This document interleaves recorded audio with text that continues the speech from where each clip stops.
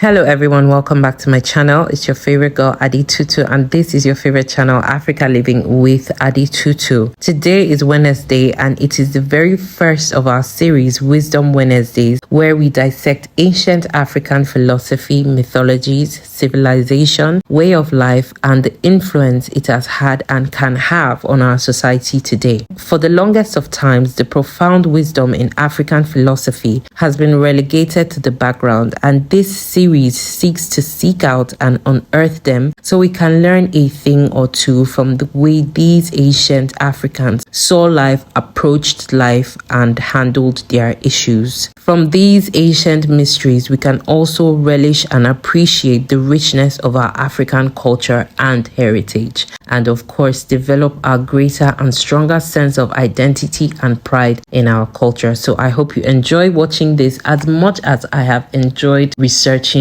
and making them. So please watch the video to the end. If you enjoyed, please don't forget to like, subscribe, and share this video with people you know would benefit from it. And if there are topics you would like me to cover, please don't hesitate to leave them for me in the comment section. I would love to see your comments.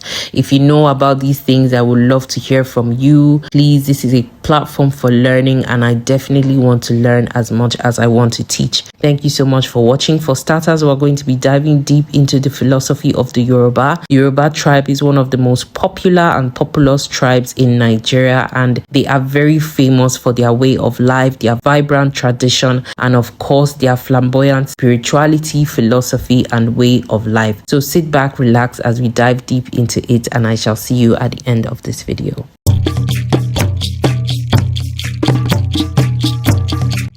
From the oral culture of his distant past to his vibrant present and buoyed by his scholarly discourses, Yoruba philosophy is best understood as a folk philosophy, a set of narratives and cultural practices that attempt to explain the causes and the nature of things affecting the corporeal and spiritual universe. The Yoruba people, who number more than 30 million on the African continent and many millions in the diaspora, inhabit a world of poetry, allegory, mystery, myth, and the love and wisdom of the Ifa divination system. Those are just a few of the components of the Yoruba culture, the genesis of which is the holy city of Ile-Ife, Nigeria.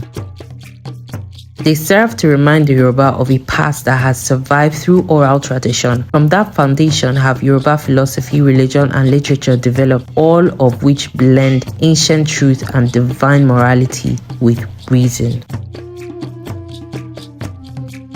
Prominent Yoruba scholars, intellectuals, leaders, and others, among them Samuel Ajayi Crowther, Obafemi Awolowo, Wole Soyinka, Wande Abimbola, Sophie Oluwole, Toyin Falolu, to mention just a few, have analyzed and weighed the theory that the ancient hero and deity Oduduwa is the founder of the Yoruba nation, the bringer of light to the Yoruba people, and the pioneer of Yoruba philosophy. This discussion is a continuing one, and it is vital to understanding Yoruba philosophy. Yoruba philosophy is rich in aphorisms and proverbs. It is also committed to a search for love and wisdom, which is evident in the first novel published in the Yoruba language. In this novel, D.O. Fagunwa, as in many of his literal work, blended fantastic fables with folk philosophy and religion, and it reflects the admixture of happy and unhappy imaginations he found within himself. Bolaji Idowu took a similar focus in Olodumare, God in Yoruba Belief, a work of theology. His research was carried out in 1955 and the book was published in 1962. More than any book of or about the Yoruba in the 20th century, Olodumare succeeded in combining religion with philosophy and literature. It makes clear that any lore that widens people's horizon is the beginning of philosophy. Olodumare also underscores that Yoruba philosophy is a folk philosophy that valorizes the Yoruba people's cardinal virtues, namely love, morality, temperance, honesty, honor, bravery, justice, prudence, and fortitude.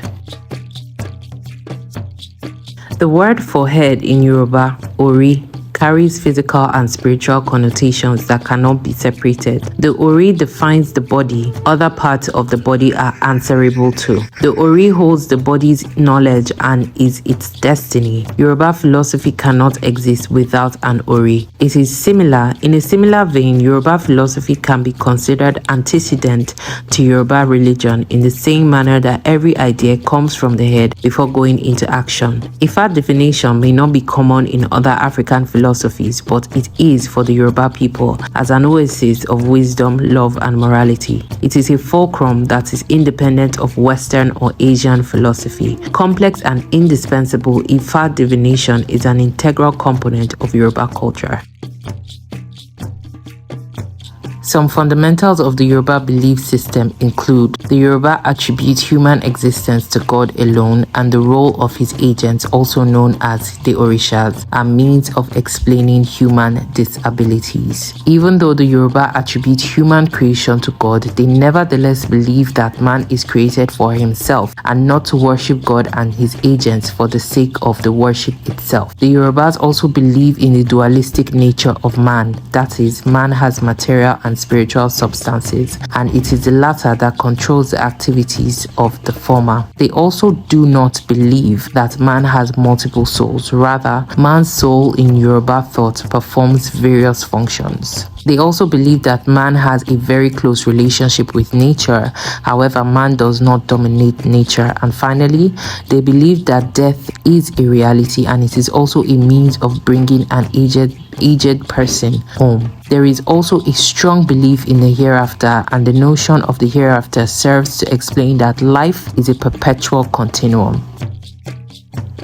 Contrary to the ideas of the 19th century European observers, a study of African thought and beliefs shows that indeed the Africans did have a positive philosophy of life. This point is illustrated with the study of the Yoruba concept of life. Life, according to the Yorubas, could be divided into two categories: 1, life on earth or present life, and 2, life hereafter or life after death.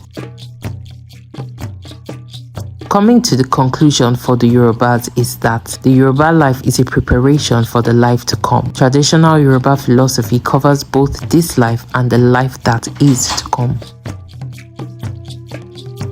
The Ori is the integral and foundational aspect of Yoruba culture, religion, and philosophy. Ori literally means head. It refers to one's spiritual intuition and destiny. It is a reflective spark of human consciousness embedded into the human essence, and therefore is often personified as an Orisha in its own right. It is believed by Yoruba religion that human beings are able to heal themselves both spiritually and physically by working with the Orishas to achieve a balanced character, or Iwapele. When one has a balanced character, one obtains an alignment with one's Ori or divine self. It is also believed that Ori be worshipped like Orisha. When things are not going right, Ori should be consulted, and to make things right, Ori should also be appeased. This is because whatever one becomes or whatever happens in one's life is as destined by Ori. It is funny to me the similarities between the Yoruba Ori and the Igbo Chi. It is basically the same concept, and it's just very intriguing to know that the underlying beliefs of these two tribes were very, very similar. The renowned scholar Sophie Oluwole was a pioneering figure in African philosophy and mythology, and she was the first person in Nigeria to gain a PhD in the subject. Her works, such as the 1997's Philosophy and Oral Traditions and 1992's Witchcraft, Reincarnation, and the Godhead, testify to her mission to correct the assumptions that underpinned the colonial educational system. They said Africans could not think, she told newspaper reporters, that we were not thinkers and that we were primitive. I felt challenged and said I was going to find out if truly we could not think, and I wanted to prove them wrong.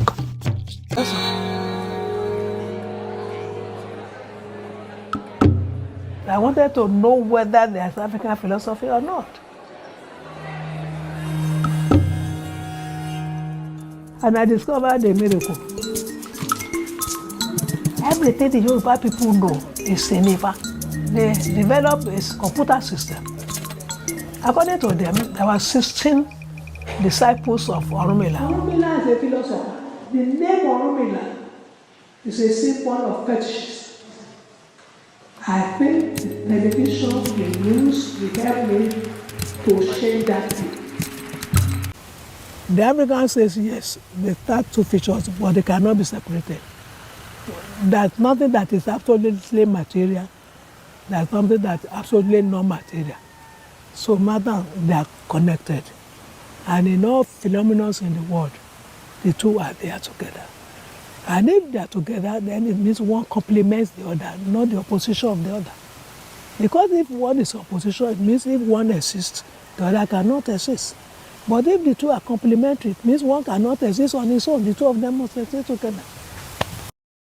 So this is as far as we can go today in dissecting Yoruba philosophies and mythologies. Of course, this is nothing but scratching the surface, and there are going to be many more videos on this topic. We're going to take our time to dissect the different aspects of Yoruba mythology, as well as the orishas, the godhead, and all of the different aspects of Yoruba philosophy, like the values of peace, oneness with man, oneness with nature, oneness with self, life after death, and all of those interesting philosophies. It is very intriguing for me, as I noticed in my research, that a lot of this deep research are actually being documented by Westerners. It is very difficult to find written documentary by the Africans ourselves, and I feel it is a very funny paradox, because most Africans will look at these things like they are not good enough, they are not worthwhile, they are demonic and shouldn't be dabbled into. But the deep research that has been conducted on these subjects are kept under lock and key by the Westerners. So I honestly believe that if there wasn't any value in these things, they will not be kept. You have to literally pay to have access to some of these research papers, you know. So